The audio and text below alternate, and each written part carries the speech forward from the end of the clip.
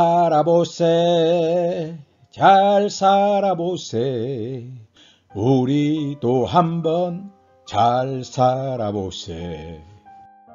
70년대에 아침마다 스피커에서 울려 퍼지는 노래였습니다. 우리가 어떻게 하면 잘 살까요? 쾌락으로 살면 잘 사는 걸까요? 돈을 많이 벌면 잘 살까요? 물론 그럴 수는 있죠. 저도 청소년 때부터 돈만 많이 벌면 마음껏 누리면서 인생 행복, 불행 끝인 줄 알았습니다. 너무 가난하게 살았기 때문에 누구보다 돈이 더 절실했답니다.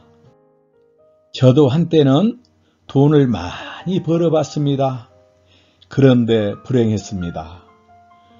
돈에 대한 만족은 끝이 없고 내 영혼은 피폐해져 갔습니다.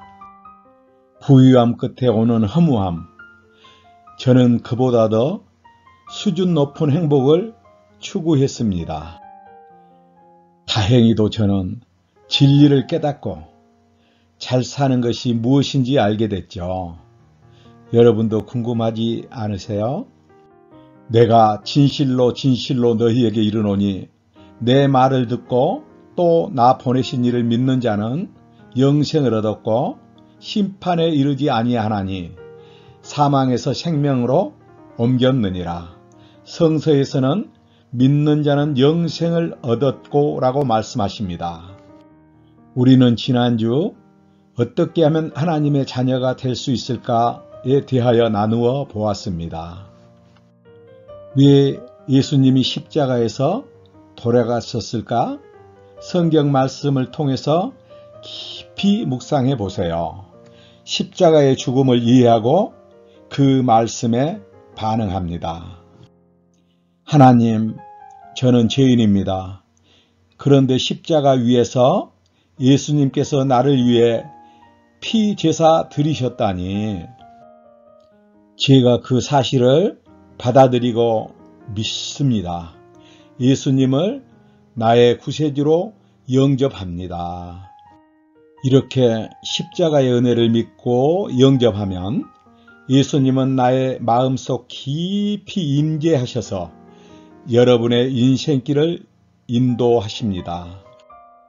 영접하는 자, 곧 그 이름을 믿는 자들에게는 하나님의 자녀가 되는 권세를 주셨으니, 말씀을 이해하고 진실로 믿는 자는 하나님의 자녀가 되는 권세를 주십니다. 그러면 하나님의 자녀가 되었다는 것을 어떻게 알 수 있을까요? 하나님의 자녀가 되었다는 증거는 첫째, 죄에 대한 분명한 인식과 죄 해결의 확신이 생겼습니다.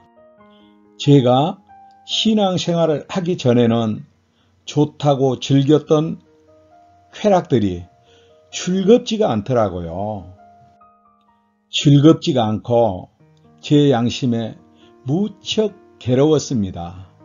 괴로우니까 죄에서 점점 더 멀어지게 되었어요. 제가 만약 쾌락적인 생활들이 즐거웠다면 쾌락적 생활에서 빠져나오기가 쉽지 않았겠지요. 하나님의 자녀가 되었다는 증거로 십자가의 은혜의 감사와 내적인 평안과 기쁨이 생깁니다. 예전에 저는 늘 불안하고 두려웠습니다. 죽음의 공포가 나를 사로잡았습니다. 그런데 그 많은 두려움에서 해방이 되었습니다. 순간순간 주님 의지하고 주께서 나와 동행하시기 때문에 내 영혼이 늘 평안하고 죽음의 공포에서도 해방되었습니다. 사람이 언젠가는 한 번 죽지만 죽고 나서 나의 영혼은 예수의 십자가의 피제사 공로로 천국에 갈 수 있다는 소망이 있습니다. 그리고 현재 이 땅에서도 천국의 삶을 맛보니 이게 인생 잘 사는 게 아닐까요? 세 번째는 성경 말씀을 읽으면 새롭게 이해가 되고 말씀의 기쁜 소식을 사람들에게 전하고 싶어집니다. 갓난 아이들 같이 순전하고 신령한 젖을 사모하라. 이는 이로 말미암아 너희로 구원에 이르도록 자라게 하려 함이라. 말씀 묵상은 완악한 마음이 바뀌고 생각이 바뀌면서 행동과 습관이 바뀌게 되죠. 그러면서 성격도 바뀌게 되면서 우리에게 선한 영향력을 끼칩니다. 하나님의 자녀가 되었다는 증거, 마지막으로 취향과 가치관의 변화가 생깁니다. 예전에는 잘 살아보려고 쾌락을 추구하는 삶이 나를 지배했다면 이제는 내 인생 무엇을 하고 살아야 가치 있고 보람이 있으며 가치 있는 그 일에 주께서도 내 인생을 기뻐하실까? 이 생각이 늘 나를 지배하고 그 가치관 따라 남은 인생길을 설계하고 살아갑니다. 그런즉 너희가 먹든지 마시든지 무엇을 하든지 하나님의 영광을 위하여 하라. 우리 모두의 생, 사, 화, 복을 주장하시는 분이 하나님이십니다.